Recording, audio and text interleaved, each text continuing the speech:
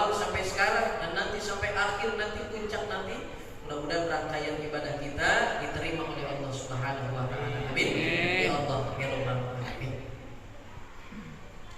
Bapak Ibu hadirin ma'asyiral muslimin rahimakumullah. Nuzulul Quran ya, yang kita artikan yaitu turunnya Al-Quran. Nuzulul Quran ini kita semua diingatkan agar kita senantiasa lebih dekat dengan pedoman kita yaitu Al-Quran.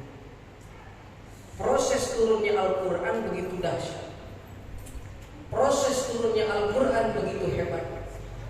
Lihat, Al-Quran pertama turun dari Lauhil Mahfuz ke langit dunia. Ini Al-Quran turun secara keseluruhan. Maka ini yang disebut dengan Syahrul Ramadan unzila fihil Quran.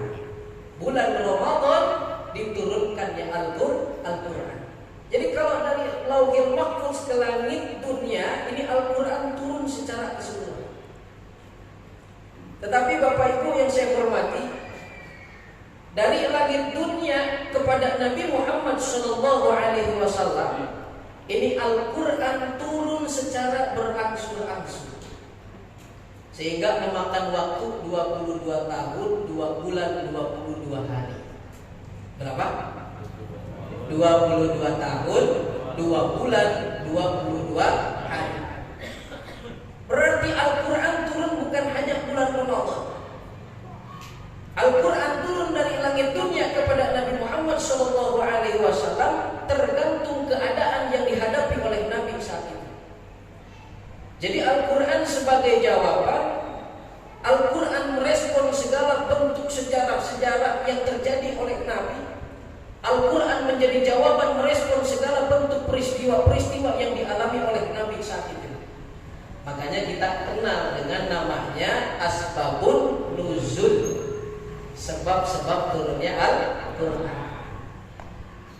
Sesekali Al-Quran ini turun di Mekah, sesekali Al-Quran ini turun di kota Madinah. Makanya kita dengar ada ayat Makkiyah, ada ayat Madaniyah. Jadi Al-Quran bukan turun di hanya bulan Ramadan saja. Ya. Setiap Nabi mendapatkan pertanyaan dari para sahabat, Nabi enggak langsung jawab, tapi nunggu wahyu dulu yang disampaikan oleh malaikat Jibril. Jadi enggak langsung jawab, berangsur-angsur turunnya Al-Quran.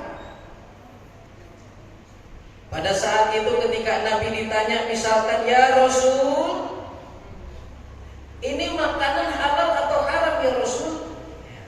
Ini Nabi enggak langsung jawab, tunggu wahyu dulu. Tunggu wahyu yang disampaikan oleh malaikat Jibril. Ya Rasul, ini perkara ini harus kita lakukan atau kita jauhkan? Nah, Rasul tunggu jawaban dulu dari malaikat Jibril berupa ayat-ayat suci Al-Quran. Pada saat ayat suci Al-Quran itu turun, baru disampaikan kepada para sahabat, dihafalkan oleh para sahabat, ditulis di pelapak kurma, ditulis di bebatuan, ditulis di kulit onta, ditulis di tulang belulang.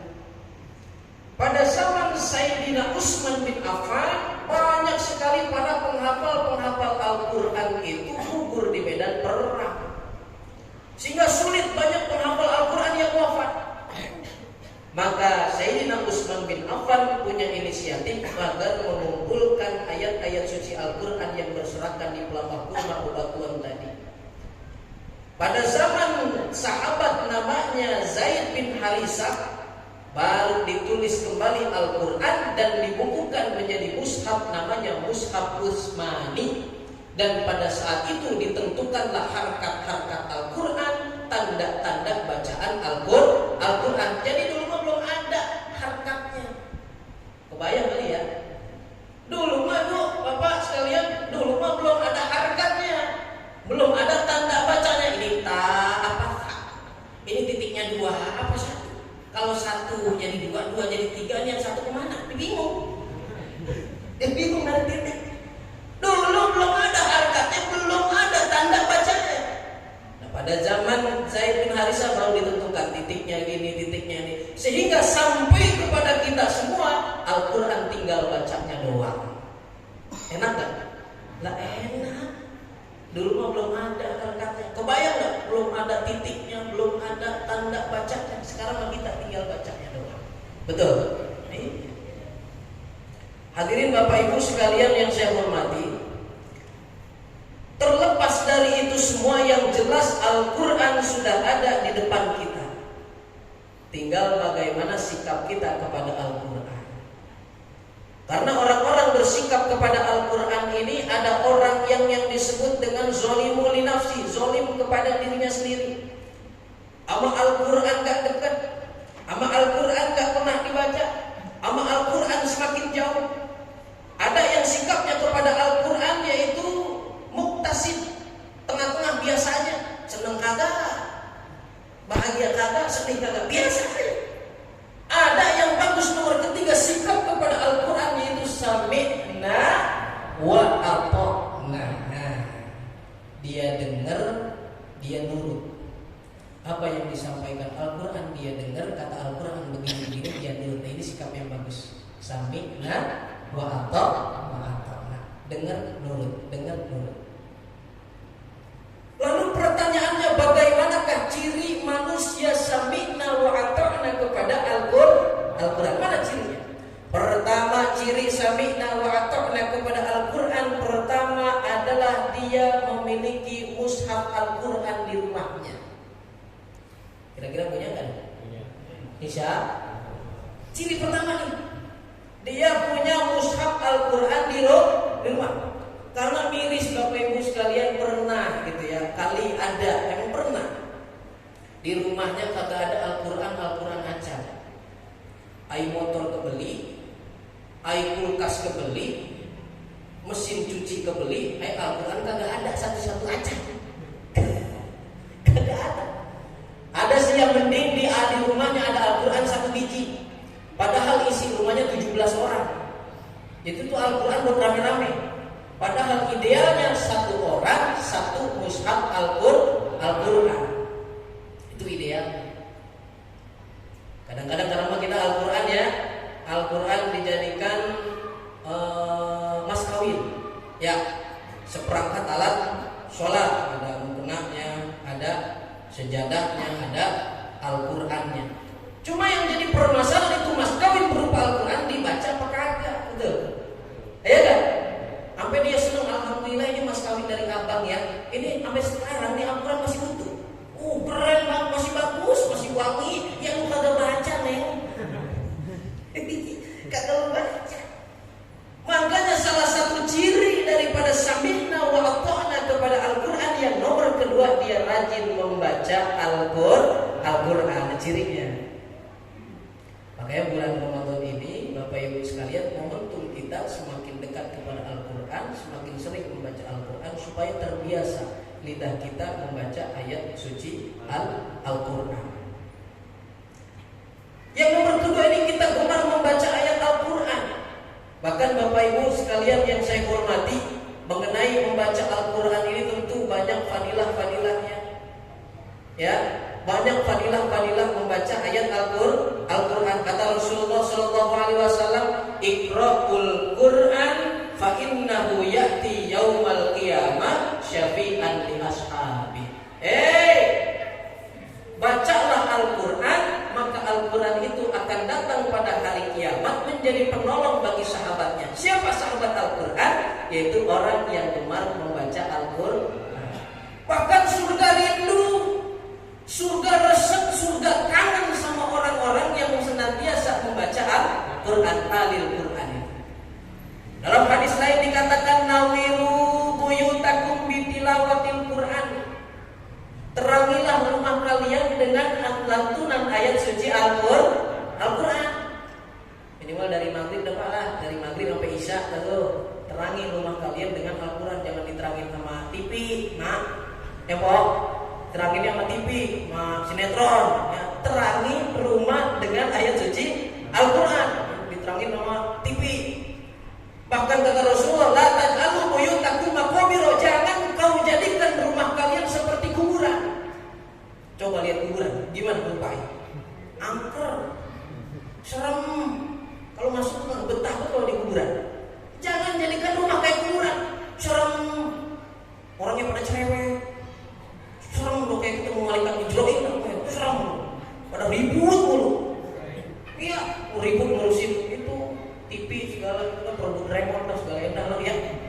Yang bapaknya pengen nonton bola, emaknya pengen ikatan cinta, anaknya pengen sinetron aja, ya, makin ribet. Jadi rame apa ribut semua. Ya, yang satu pengen bola, itu pengen ikatan cinta, nggak kagak beres-beres ikatan cinta. Dia lagi muter lagi, pengen dapat duit sih yang banyak. Iya, sinetron aja begitu. Ajak masa ya pocong masuk selokan bersihan banget.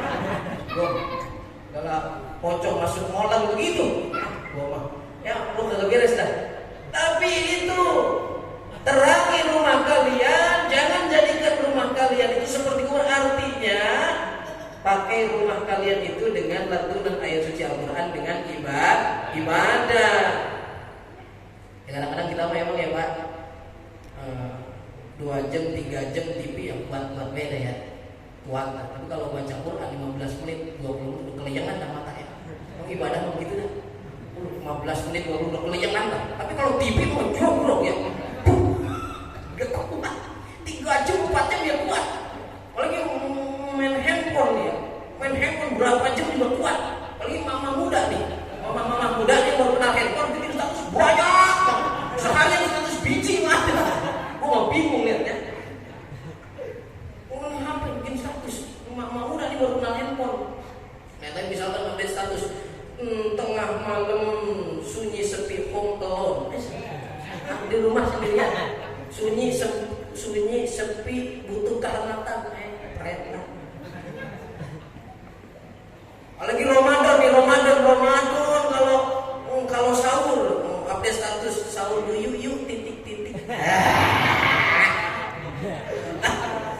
Tahun dulu yuk titik bikin sahur belum update status. Setengah hari tuh yang bolong di update status. Aduh lemes bingit. Bodoh amat. Datang jam 4 jam 5, alhamdulillah bentar lagi buka. Beres jam 6, alhamdulillah sudah buka. Sampai tadi Isya update status. On the way masjid Al-Ikhlas. Masjid Al-Ikhlas. Nuzulul Quran. Ustadznya ganteng bingit. Ya.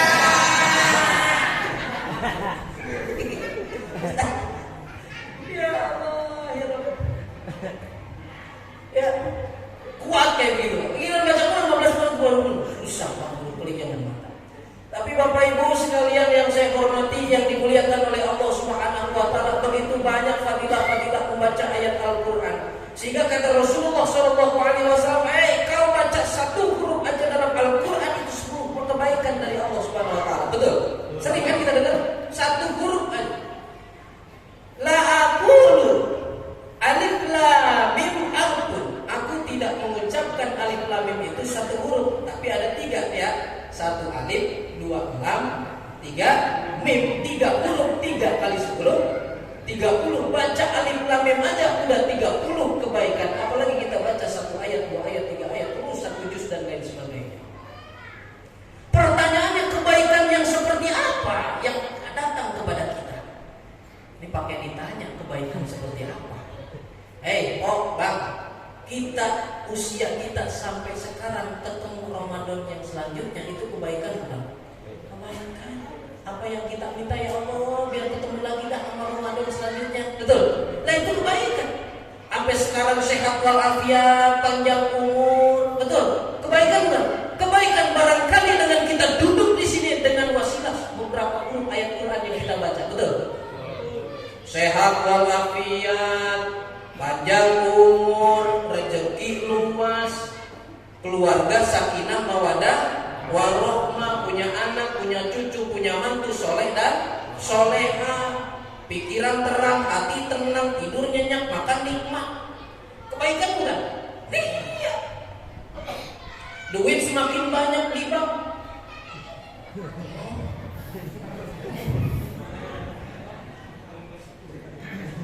Duit semakin banyak di bank, rumah tinggi menjulang, mobil tak terbilang, punya laki bini sabar dan penyayang. Datang ke rumah karpet permadani sudah terbentang, sudah tersedia hidangan. Ada rendang, ada udang, tambah pempek Palembang. Kalau kagak ada ya goreng bawang. Nikmat. Ya Bu, ya Pak. Uang berlipat-lipat, rumah bertingkat, mobil motor mengkilat, anak-anak rajin sholat, punya bini cantik memikat, apalagi jumlahnya satu.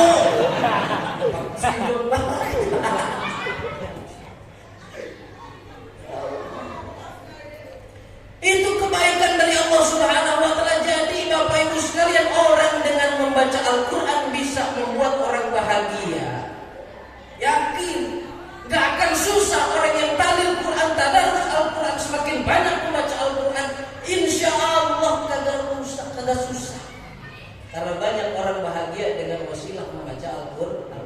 Saya punya guru, Mama Kiai Haji Ukman Bulqaini almarhum al-maghfurlah, punya anak 12. Nah, almarhum al-maghfurlah punya anak 12.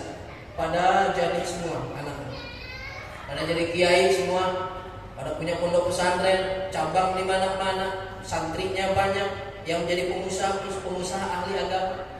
Suatu saat Mama Kiai Haji Ukman Bulqaini ditanya, Mama, ai mama teh wiridna naon sih? Tahu? Ngeri? Mama itu bahasa 10 loh ya. Kiai dulu, ajengan dulu. Mama itu wiridnya apa sih? Torikohnya apa sih? Sampai anak 12 biji jadi orang semua. Bahasa kita gitu ya, jadi orang. Padahal itu orang. Apaan sih? Wiridan mama maca Quran sapoe sabinggu tamat. Wiridan mama dikhususkan untuk anak-anak, baca Quran seminggu tamat dikhususkan buat anak-anak saya. Pernah gitu nggak Bu? Pak, itu wiridnya. Nggak pengen wirid apa-apa, nggak pengen torikoh, baca Quran seminggu tamat. Lah kita seminggu kumat.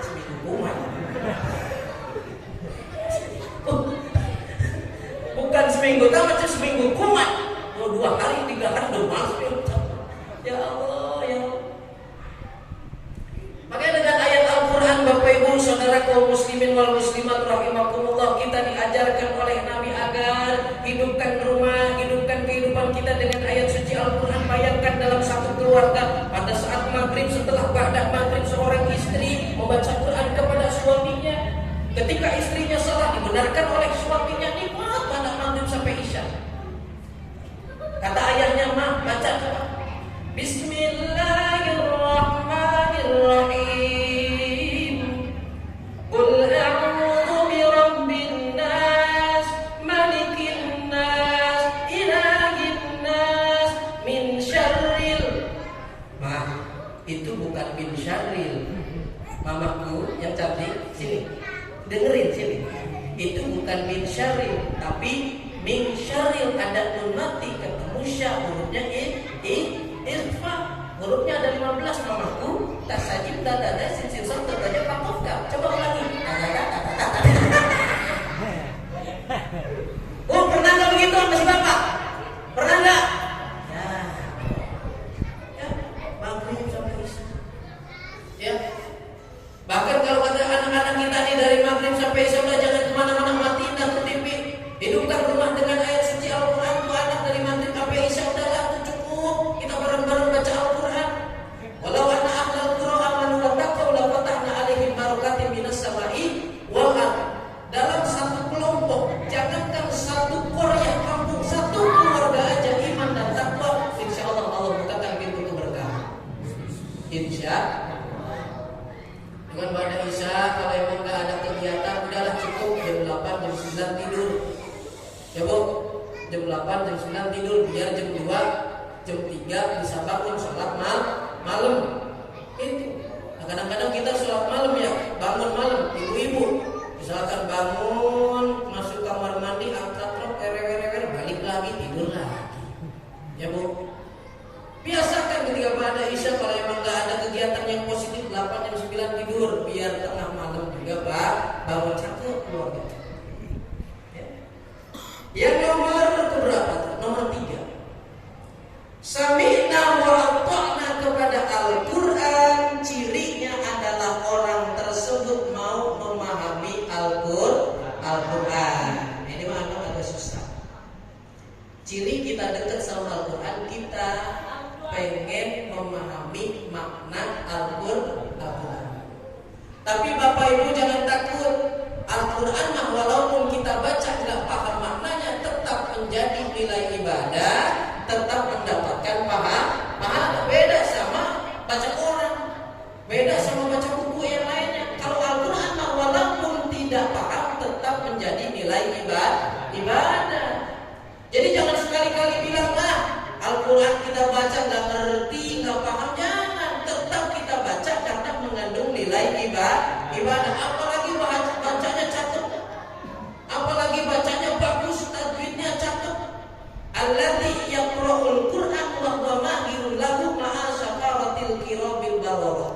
Orang yang baca Quran mahir, tajwidnya cakep, panjang pendeknya bagus, makhrajnya cakep, maka akan bersama malaikat yang sangat mulia. Insya Allah. Nah, Bapak Ibu, memahami Al-Quran itu nggak sembarangan, kudu sama ahlinya. Ini mah ya beda lah ini Pak.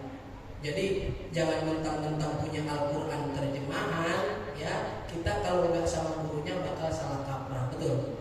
Karena banyak sekarang anak-anak muda baru belajar Al-Quran terjemah, udah merasa paling benar, udah merasa paling pintar, yang lain salah. Ini ada baru belajar Al-Quran terjemah merasa paling benar. Nah, kan Al-Quran nggak bisa begitu. Ada tafsirnya, betul? Tafsir Jalalanya, tafsir Sawinya, Ibnu Katsirnya, ada keterangan. Contoh kecil aja dalam Al-Quran, ya. Paman kana maridun aw ala safarin fa'iddatun min ayamin ukhra. Kalau sakit, kalau dalam perjalanan boleh diganti puasanya di hari yang lain. Lah kan di situ di terjemahannya kagak dijelasin sakit model apa, betul? Perjalanan kemana? Makanya jangan heran sekarang baru sakit koreng batal puasa. Jangan Ustaz gue sakit Ustaz, biarin apa? Dodol. Makanya jangan heran dari sini jalan ke Setin Cikaret saya udah batal puasa. Bahkan saya musafir Ustaz, saya perjalanan Ustaz. Beda sakitnya dalam ilmu fikih. Kalau sakitnya tidak ada harapan untuk sembuh. Bahkan menurut kedokteran, perjalanannya minimal perjalanan 80 sampai 90 km ukuran menjama. Perjalanannya bukan perjalanan maksiat, perjalanan yang mubah, perjalanan yang sudah begitu maksudnya. Lah kan kalau Quran terjemah bukan begitu ya. Akhirnya merasa paling benar, ngerasa paling pintar. Makanya dengan Al-Quran lahirlah berbagai macam ilmu. Sumbernya apa? Sumbernya Al-Quran. Coba lihat. Kita pengen belajar mengenai tentang ketuhanan, maka lahirlah ilmu usuluddin, ilmu tauhid, ilmu akidah. Penyucian jiwa, maka lahirlah ilmu tasawuf. Sumbernya Al-Quran. Fikih, sumbernya Al-Quran, dan fikih juga banyak. Coba bagaimana menjalin hubungan kita kepada Allah Subhanahu wa taala ketika kita ibadah kita sempurna, maka lahirlah fikih ibadah. Di dalamnya ada toharo, cara-cara bersuci. Bagaimana wudhu yang benar, bagaimana kalau nggak ada air tayamum yang benar. Bagaimana tata cara sholat, zakat, puasa, naik haji dan lain sebagainya, itu fikih ibadah. Bagaimana pembatalan puasa, bagaimana cara menjamak mengkosor sholat, bagaimana sholat apa yang boleh dijamak, sholat apa yang boleh dikosor. Nah ini belajarnya di fikih ibadah. Gak bisa Quran terjemah doang, betul? Tapi Bapak Ibu sekalian, kita enggak hanya berhubungan dengan Allah, kita juga punya keluarga, betul? Pasti berhubungan dengan keluarga, punya bini, punya laki, punya anak, punya cucu, punya mantu. Maka lahirlah fikih ahwalus syakhsiyah, fikih tentang keluarga. Di dalamnya ada fikih munakahat. fikih tentang pernikahan, bagaimana cara membagi waris, bagaimana bagian laki-laki, bagaimana bagian perempuan. Banyak. Tapi kita nggak cukup dengan keluarga kita juga bermasyarakat, bertetangga, betul? Ya nggak? Bermasyarakat, bertetangga, suka berinteraksi, suka jual beli, suka melakukan interaksi. Nah, makalah lahir fikih muamalah. Di dalamnya terkait dengan bagaimana menjadi pedagang yang baik, bagaimana menjadi pembeli yang baik, bagaimana hukumannya orang-orang yang mengurangi takaran. Itu lahir di fikih, namanya fikih muamalah. Gak cukup kita dengan masyarakat, kita hidup bernegara, betul? Hidup bernegara. Lihat Rasulullah SAW ketika hijrah dari kota Mekah ke Madinah, strategi Rasulullah SAW untuk menyebarkan agama Islam. Maka lahirlah namanya fikih siasah, fikih politik Islam. Kita juga nggak cukup, kadang-kadang kita suka pakai barang negara. Hati-hati, kita suka mengambil hak orang lain. Nauzubillah, misalkan kita pakai misalkan air PDAM milik negara, airnya kita nikmati, meterannya kita copot. Ini pinter nih. Coba bagaimana kita lihat ketika mengambil hak tanah orang lain walaupun 1 jengkal. Kalian mengambil hak orang lain, tanah orang lain walaupun 1 jengkal, maka di hari kiamat 1 jengkal itu 1 sampai ke bawah 7 lapis bumi akan dikalungkan pada hari kiamat. Nauzubillah min. Maka lahirlah fikih jinayah, fikih tentang pidana Islam. Jadi banyak ya Pak ya, puyeng juga ya, puyeng luar biasa. Artinya apa? Supaya kita gak sombong, baru ngaji seminggu sekali, baru ngaji sebulan sekali, baru ngaji Quran terjemah, udah gampang nyalahin orang, udah gampang mengkafirkan orang, udah gampang membid'ahkan orang, udah gampang memusyrikan orang. Akhirnya yang Quran terjemah debat sama orang yang baru belajar Safinah dasar. Yang ini baru belajar Safinah di pesantren, yang ini baru belajar Quran terjemah, debat dia, ribut dia, kayaknya gak ketemu, berantem akhirnya. Coba kalau kita beruntur begitu, kalau orang belajar tadi seperti tadi, insya Allah gak gampang nyalahin orang, insya Allah. Keempat, mendekati terakhir, sami'na wa ata'na kepada Al-Quran. Yang nomor selanjutnya yaitu kita mau menghafal Al-Quran. Hafal lu 30 juz, yang daya. Atau enggak hafal 30 juz atau juz 30. Juz 30 anak ke bawah. Atau enggak hafal juz 30, ya dari Sabihis lah ke bawah. Sabihis enggak hafal juga, Ad-Duha ke bawah. Ad-Duha enggak hafal juga, Al-Qunut ke bawah. Al-Qunut enggak hafal juga, Falaq Binas dan Falaq Binas. Netral dan netral, Falaq Binas. Udah habis dan giginya di situ, netral udah. Ya. Falaq Binas enggak bisa juga, kebangkitan Balento. Cuma bapak-bapak nih, bapak-bapak, bapak-bapak, minimal kita 5 sampai 10 surat dah kita hafal, karena kita takut namanya ngimamin di mana-mana. Minimal 5 sampai 10 surat dah kita hafal. Jangan kuliah dulu banget. Kuliah lagi, kulhu lagi. Sholat subuh, kuliah kulhu. Sholat isya dibalik, kuliah kulha. Kulha kulhu. Isyanya kulhu, kuliah lagi. Sampai kata anaknya, mau kemana bapak kuliah? Ya, suatu saat si bapak mengimami, Allahu Akbar, ihdinas siratal mustaqim, siratal ladzina an'amta 'alaihim ghairil maghdubi 'alaihim waladdallin. Kata anaknya pasti kul. Anaknya 2, pasti kul. Kata yang satu lagi kuliah. Kuliah. Bapaknya ngedengar lagi kan, bocah ribut lagi di belakang. Gua baca kulhu takut ikut ribut, gua baca kuliah yang satu takut nangis. Mereka beraniin diri lah baca ini atau ini. Bismillahirrahmanirrahim. Inna a'tainakal kautsar fasholli li rabbika wanhar. Inna innalillahi wa inna ilaihi bubar semuanya. Ini mana 5 sampai 10. Nah, kita mau menghafal Al-Qur'an. Tapi kalau kita lihat ya anak-anak tuh di RCTI ya kan, tahfiz Quran ya Allah, kadang miris hati ya Allah, kita umur udah segini ya, Quran beberapa ayat, beberapa surat. Melihat anak-anak coba itu masya Allah tahfiz Quran subhanallah luar biasa. Sampai nangis kenapa? Nangis itu ayat nggak hafal. Nah kita nangis kenapa? Nangis kenapa? Kenapa ya? Itu luar biasa. Nah, sami'na wa ata'na kepada Al-Quran di antaranya kita rela dan mau menghafal Al-Quran. Terakhir, ciri sami'na wa ata'na kepada Al-Quran adalah mau mengamalkan isi kandungan Al-Quran. Khairukum man ta'allama Al-Qur'ana wa 'allama. Sebaik-baiknya kalian adalah yang mengajarkan Al-Quran dan mengamalkan isi Al-Quran. Dengar tadi sami'na wa ata'na, kata Al-Quran nasihat ini kita pakai, kata Al-Quran dilarang begini kita jauhin. Karena takut kita orang-orang yang berpaling dari Al-Quran. Nauzubillah.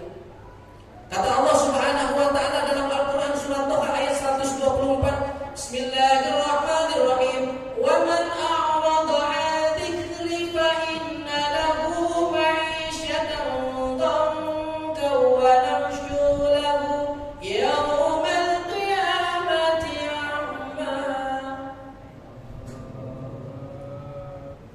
Barang siapa yang berpaling dari peringatanku, kata Allah.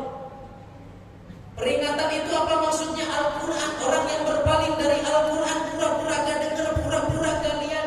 Fa inna lahu ma'isyatan dhanka, maka mereka akan menjalani kehidupan dengan sulit, menjalani kehidupan dengan pahit, menjalani kehidupan dengan sulit, bahkan jauh dari rahmat Allah. Nauzubillah min.